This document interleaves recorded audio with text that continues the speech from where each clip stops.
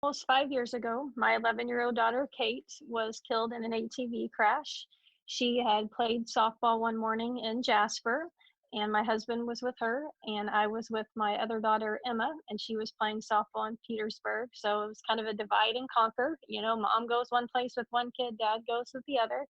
And typically in the softball world, you play a game and then you sit out a game and then you play another game. Well, on this day, both girls won their first game and they had like a 4 or 5 hour break between games. So my husband, Eric, called me and said, "Hey, Kate wants to go with some of her teammates after they won their first game to one of their houses. They were just going to hang out." And he said, "We'll meet him, we'll meet him back here. What do you think?" Well, kind of rewind back to Kate is Kate was very, very anxious. She had a lot of separation anxiety. She maybe spent the night with 3 people in her 11 years. She was very much a homebody. She always wanted to be with at home, but most importantly, probably with me. She went to elementary school with me. She never really asked to do a lot. So when Eric told me that, I was so excited. I was like, yes, I'm so glad she wants to go with her friends, with her teammates. She was very social, but she just had that anxiety of she just liked being with us or us being with her. So I told him, I'm so glad she wants to go to a friend's house. Absolutely, it's good. So Eric met Emma and I at home, and we weren't home probably an hour, hour and a half. And that phone call came in that they had told us that Kate had been in an accident and that we needed to report to the scene, which was in Spencer County. And I remember when Eric told me, I I thought maybe they were in a car accident. Like I just couldn't process what was going on. And he told me that the girls were riding ATVs. And I remember looking at him and saying, "What did she do? Break her arm?" Like she was so scared, Kim, to do anything. Like she was always just fearful of doing anything kind of out. Just she was just anxious. That's the best word that I could think of. Um, So your and brain didn't even go.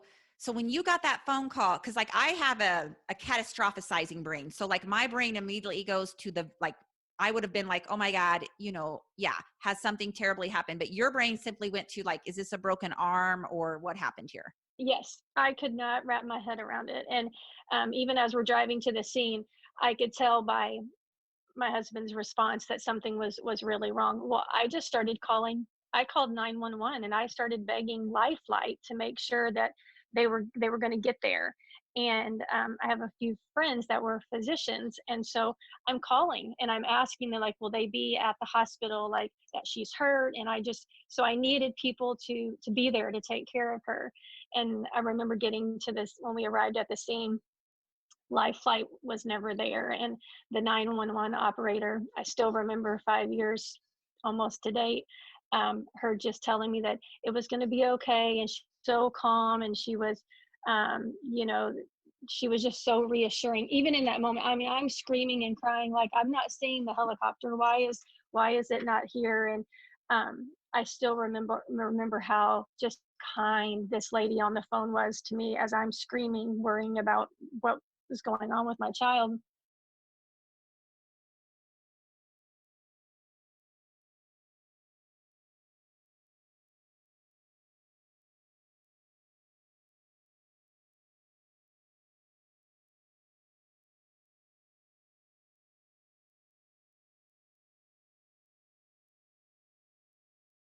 Telling us that she had died instantly.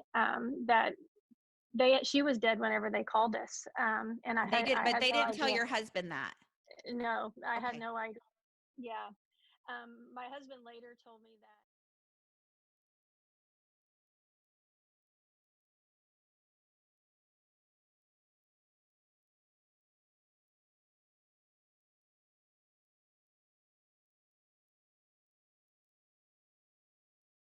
cars were stopping and asking what was wrong. I couldn't talk. I couldn't breathe. I'm physically sick. So you know, I couldn't face what happened that day. I couldn't face what happened for months. You're it's a parent's worst nightmare. You send your child to a friend's house to play, and they never come back. We think we're going to see her back on the softball field, and we never saw her again. And I had a 6-year-old in the car with me. Emma was with us driving to the scene, and it took a long time for I'm like, who took care of her? Because I couldn't. Um, and even at the scene, my husband saw Kate 4 or 5 times before I ever saw her, because he protected me from that. And I've talked to a lot of moms who have had similar experiences, whether a car accident or other traumatic events. And that's one thing that I'm thankful for. I'm thankful for the memories in my head of Kate are of the beautiful 11-year-old girl that I know, not the scenes that I had to see at the accident or at the scene. I was protected from those. Now, does your mind? Do I have nightmares of what I think that looked like? Yes, but in my heart, I still remember that 11-year-old girl. So I'm thankful that I don't have those those visions. So you arrive on the scene and there's all of these people, and is there an ambulance there? Oh yeah, there were ambulance, police officers, conservation officers, neighbors, and you have to think there were 4 other teammates. So there are 4 other 11-year-old girls who were at the scene, and there was a teammate that was on the back with her whenever it happened. So she was driving. So Kate was driving, and one of her teammates was on the back, of an adult-size four-wheeler, and neither one of them were wearing a helmet. And 2 of her other teammates were in a side-by-side, and they were both wearing a helmet. And so did they go up a hill and flip?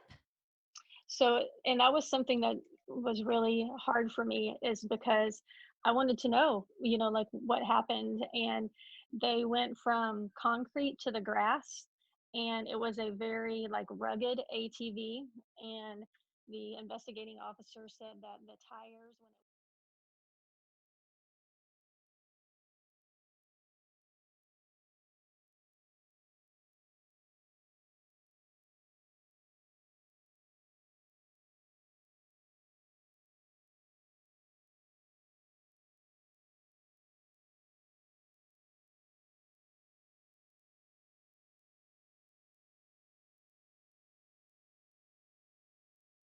blunt force trauma to her head. All of the trauma was to her head. She still had her softball chest guard, her heart guard that we would have her wear. She was still wearing that, but all of the trauma was to her head. And like I said, as her parents, we didn't even know she was on a four-wheeler. My main concern was they have an in-ground pool and that they were going to play a softball game in 4 hours, and I didn't want her to swim and get tired. And I Yes. tell my parents all the time, I wish they would have went swimming. That it's easier for someone to say when God's plan wasn't taking their 11-year-old daughter, Yeah, you yeah, know. that's exactly right. And Yeah. I had the same conversation with priests right after, because I needed someone to explain this to me, how something like this can happen. And I actually got upset with one of the first priests that we met with, because that's kind of what he was trying to explain to me. And it wasn't okay. Like I couldn't accept that. Yeah. So then you're at the scene of the accident, and are you okay with me?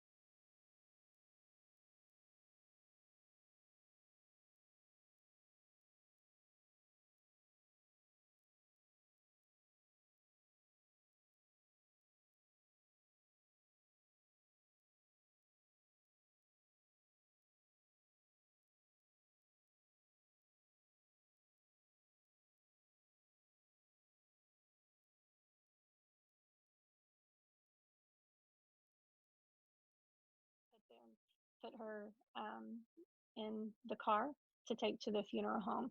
So I actually never saw Kate until um, the showing at the cemetery, or at the funeral home, the private one, for our family.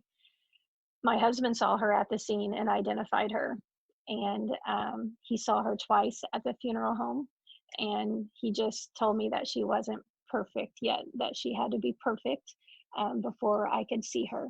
And I respected that, and I am so grateful for him for doing that, because she was perfect when I had the Mm, chance to see her, and I yes. didn't have that trauma. So I did not see her at the scene. And actually, the emergency response team, Eric told me that they had told him they had her covered up from the waist up, and they told him that they did not want him to lift up the sheet because of the trauma and things like that. And he was grateful for that advice. So he just said he could, see her feet and her legs and rub her belly and things like that. Yes. So walk me through. So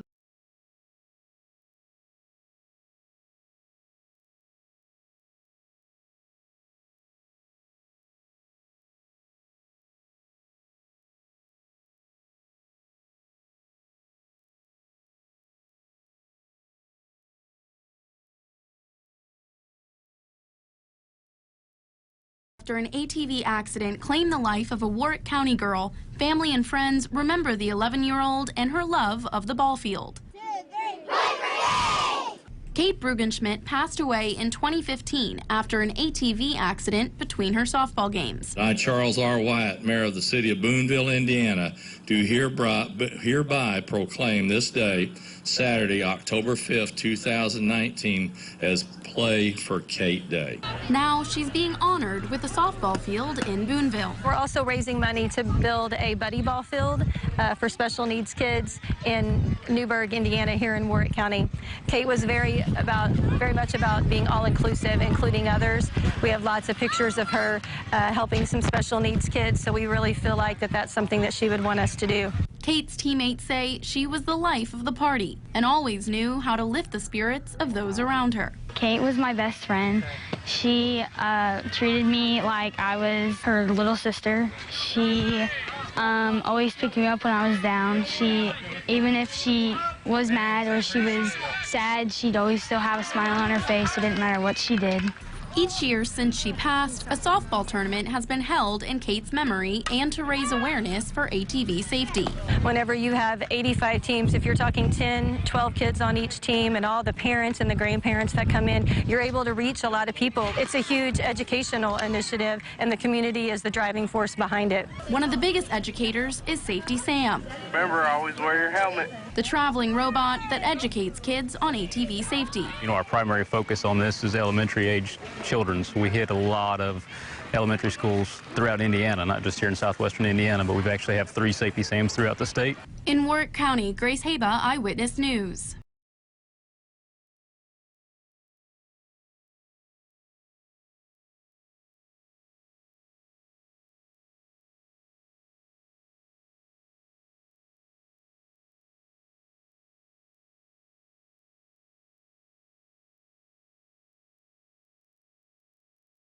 A woman who lost her 11-year-old daughter. Ashley Brugenschmidt's daughter, Kate, was killed in an ATV accident back in 2015, and since then she started the PlayForKate Foundation. So today, the foundation donated 3 safety trailers and 3 Safety SAM robots to DNR officials, who will then teach kids and adults about ATV safety.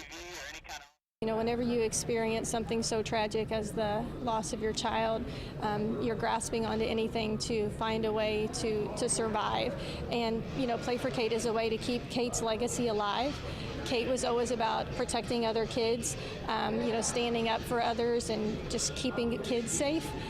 So I think PlayForKate just helps carry on her legacy. 2016 was the most deadly year for ATV deaths in the state of Indiana.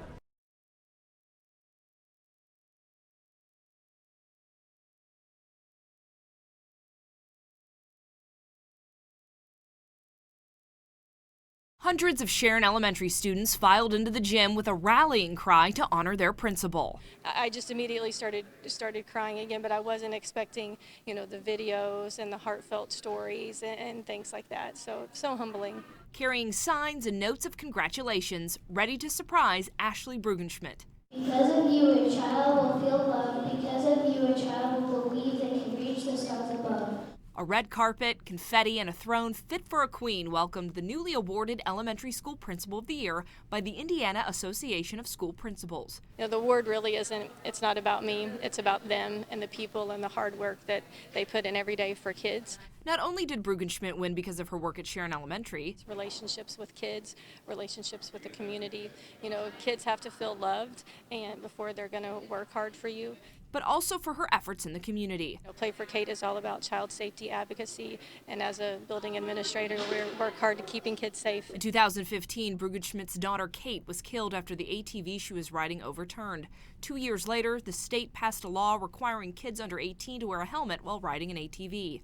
On their way back to class, students offered hugs and high fives while receiving this advice. We want them to be hardworking kids. We want them to be good citizens and just being kind to each other. Principal Brugenschmidt says it's her students and staff that help motivate her to lead the school each day. To learn more about Mrs. B, just head to our website, tristatehomepage.com.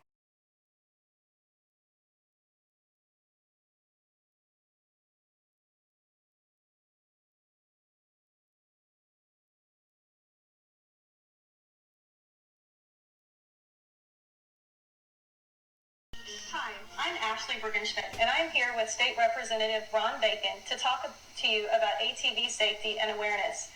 On July 26, 2015, my 11-year-old daughter was killed on an ATV. I had no idea she was on an ATV until I received a phone call about her accident. My daughter was driving an adult-sized four-wheeler with no helmet and was killed instantly when it rolled over on her. Most people don't think things like this will happen to them, and I didn't either. However, the sad fact is that it does. As parents, educators, and contributing members of our society, it is our job to keep our kids safe and talk to them about ATV safety.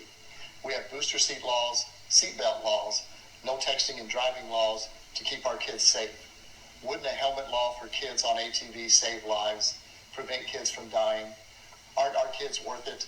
This is a winnable battle. We need to stop putting ambulances at the bottom of cliffs and build fences to prevent these tragedies from happening. An ATV helmet law for kids in Indiana and ATV safety education is our stand. What's yours? If you would like to take a stand, please go to our website at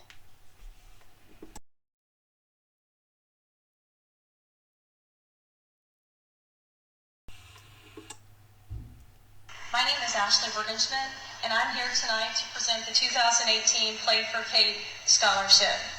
The PlayForKate Scholarship was established in memory of my daughter Kate, who was killed in an ATV crash on July 26, 2015. From this tragedy, the PlayForKate Foundation was formed. PlayForKate is about having a positive attitude, working hard at everything you do, and being a kind and loving classmate, teammate, and person. These are all traits that Kate portrayed. That is what PlayForKate is about. It's actually what life is about. It isn't about wins or losses, balls or strikes, or about making A's and B's. It's about being a good person. Kate may have only been here 11 years, but she made a difference that will live on forever in the hearts of all of us. And I challenge all of you to do the same. The first mission of our foundation was to build a playground in Boonville at the Boonville Youth Softball Fields. There is now a beautiful playground there that was built in March of 2016. PlayForKate was the driving force behind HEA 1200, the new helmet law for kids on ATVs in the state of Indiana. We also purchased Safety Sam, the first ever ATV safety robot. We now have 3 Safety Sams and 1 Safety Sarah in the state of Indiana. PlayForKate has also purchased 3 ATV safety trailers and an ATV safety app to continue our pursuit of decreasing ATV fatalities in the state of Indiana. Since the signing of HEA 1200, I am very happy to say, from July 1st last year, we currently have 0 child fatalities in the state of Indiana on ATVs.